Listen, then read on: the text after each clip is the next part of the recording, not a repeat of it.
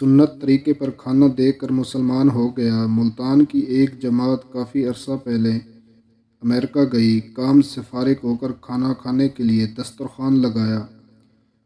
اسی عرصے میں ایک حبشی امریکن آیا۔ اس نے انگریزی میں کہا کہ میں آپ سے چند سوالات کرنے آیا ہوں۔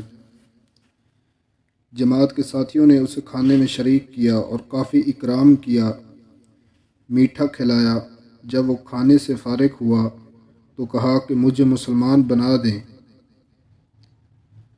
جماعت کے ساتھیوں نے کہا کہ آپ سوالات پوچھنے آئے ہیں۔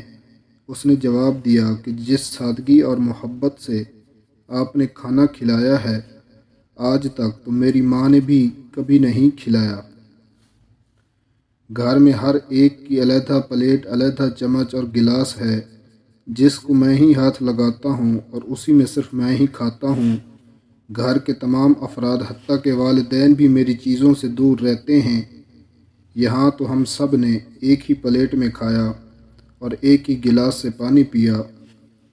اگر اسلام یہی ہے تو مجھے قبول ہے۔